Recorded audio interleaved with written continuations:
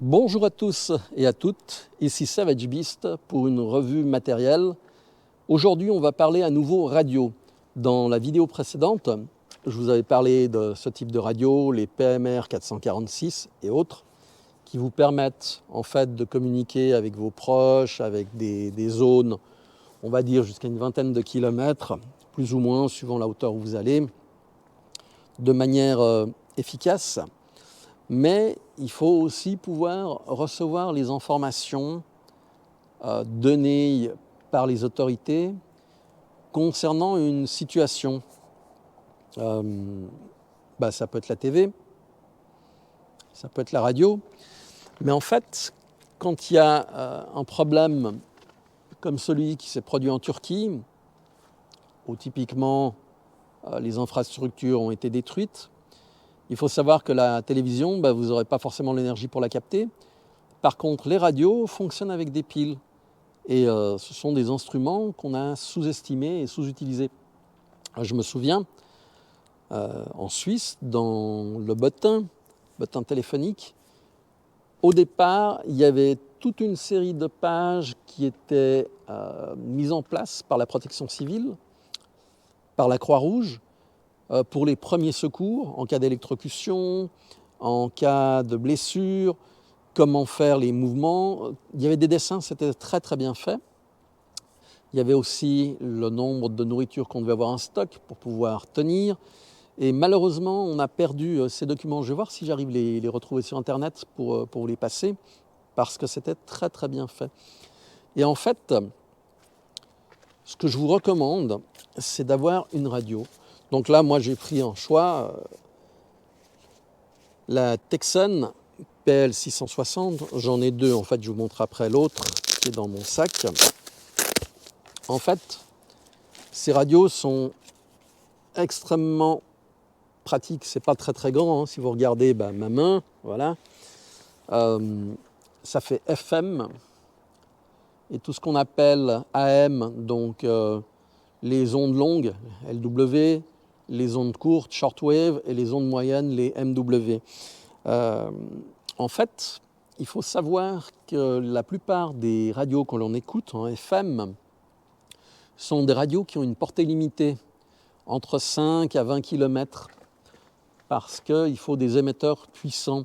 Or, vous êtes dans une petite ville, vous avez une ou deux stations FM, ils ne vont pas leur donner une grosse puissance, ils vont donner pour la zone, ce qui leur permet en fait de démarcher les clients locaux, de maintenir en contact avec la population.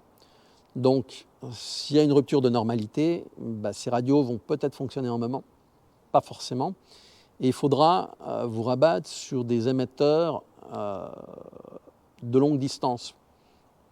Or, les émetteurs longue distance en FM, c'est tout des répétiteurs. Ça passe par des câbles téléphoniques, ça passe par la fibre optique, ça passe par des faisceaux à ondes dirigées. Et ces infrastructures ne seront pas forcément fonctionnelles. Donc, vous n'aurez pas forcément les informations en FM. Dès lors, avec une radio comme ça, vous avez une antenne. Je vais voir si j'arrive à capter quelque chose. Alors. Voilà. Là, j'arrive à capter quelque chose.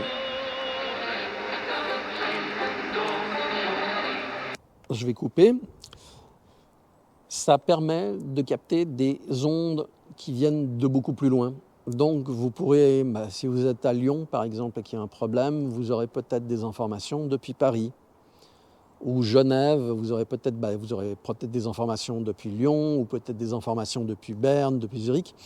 En fait, l'idée, c'est qu'avec ces appareils, vous pouvez capter des ondes venant de beaucoup plus loin, de milliers de kilomètres.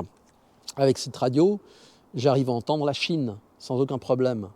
Le soir, parce que durant la journée, il y a donc les effets solaires, mais il y a la radio BBC, Radio France Internationale, Radio Suisse Internationale, etc. Il faut penser que tout ce qui consomme du courant, comme l'Internet, ne fonctionnera pas. On dit que l'Internet est comme une toile d'araignée, oui, mais au niveau local, ça fonctionnera peut-être, mais la liaison avec la centrale, le hub qui se trouve plus loin, je dirais par exemple, moi je suis du côté de Gérone, on a de la fibre qui arrive depuis la France et puis depuis Barcelone. Il y a des hubs, des routages qui se font. Peut-être que je n'aurai pas accès à ça. On ne sait pas. La radio, par contre, vous aurez toujours accès aux ondes, à moins qu'ils mettent des camions de brouillage en fonction, mais ça c'est encore un autre problème dont on parlera dans une vidéo s'il y a d'autres événements qui se préparent, typiquement une guerre ou quelque chose comme ça. Et même en France, si vous vous souvenez, durant 39-45, il y avait la fameuse phrase « Les Français parlent aux Français ». C'est ça. Avec ces appareils, vous pourrez être informé, vous pourrez garder le contact, vous pourrez comprendre. On pourra vous donner des instructions, comment il faut vous placer, par exemple, s'il y a un hélicoptère qui vient vous donner, qui vient vous apporter de l'aide. Si vous vous mettez comme ça veut dire non, ça veut dire que vous n'avez pas besoin d'aide. Si vous vous mettez comme ça veut dire oui, vous avez besoin d'aide. Enfin, tout ce genre de choses, ce support dont on peut avoir besoin lorsqu'on est dans une situation de catastrophe. Les informations vont passer de cette manière.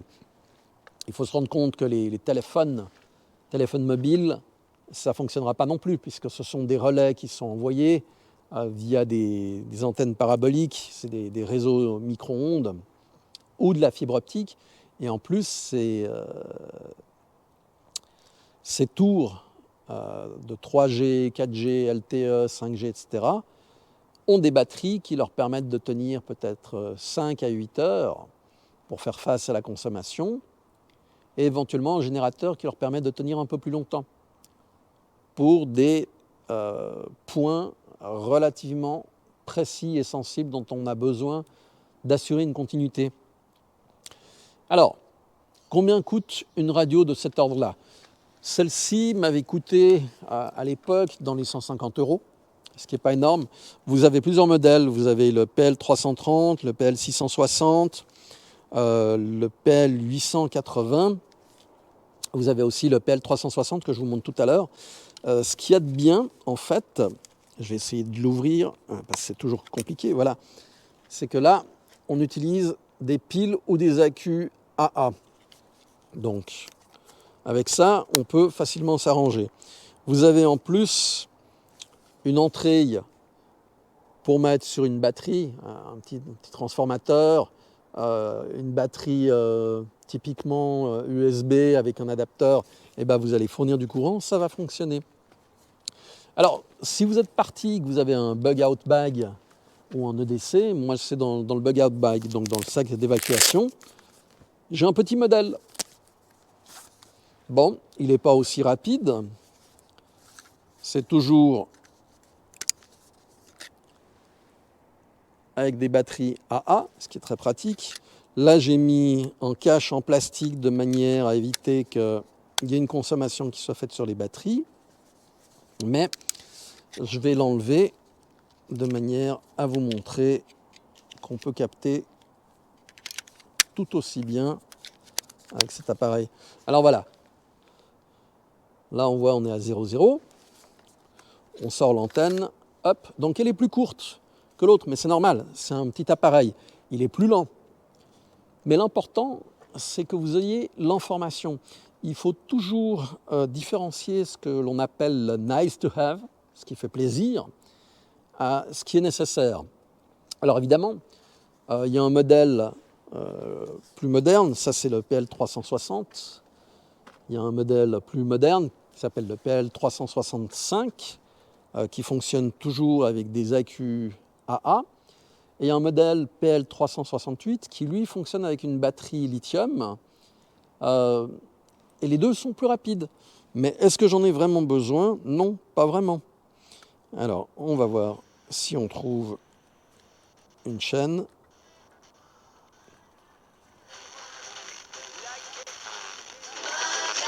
Voilà. Là, j'ai pu trouver quelque chose. Donc, effectivement, il y a des parasites. Ça, c'est de la M. Mais c'est pas grave, ça fonctionne. Voilà. Donc, si vous avez une petite radio comme ça, c'est pas cher. Ça, c'est environ 85 €. Vous savez ça dans votre sac d'évacuation.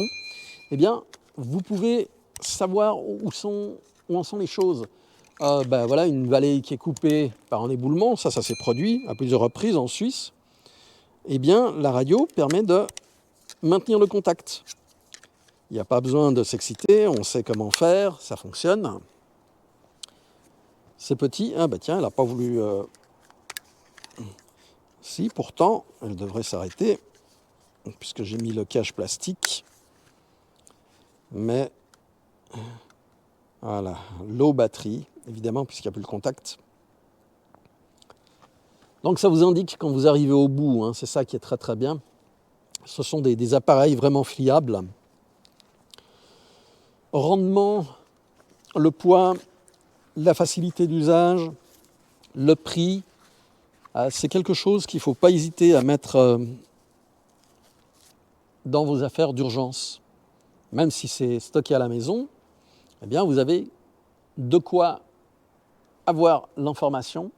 Évitez par exemple de prendre, je vais dire une bêtise, mais le col de la Fourca, parce qu'il y a eu un éboulement, vous ne pouvez pas passer, et vous allez passer par un autre endroit. Le col du Samplon, il y a eu aussi une rivière qui a débordé, c'est inutilisable. Ces informations, si vous devez évacuer, seront un grand plus. Elles vous éviteront de vous mettre dans des situations plus compliquées, de vous mettre dans des situations dangereuses, où on vous dira tout simplement, pour l'instant, il n'y a pas moyen de sortir. Si la vallée, ça s'est effondré, vous êtes bloqué, on vous dira, restez tranquillement à la maison. On est en train de faire les travaux nécessaires pour dégager la route, pour pouvoir passer. Il y aura des hélicoptères de l'armée qui vont amener du ravitaillement. Voilà, c'est un exemple. Le but, c'est de toujours être informé et par rapport aux informations, de pouvoir prendre les bonnes décisions et ne pas se précipiter la tête la première dans une situation bien pire.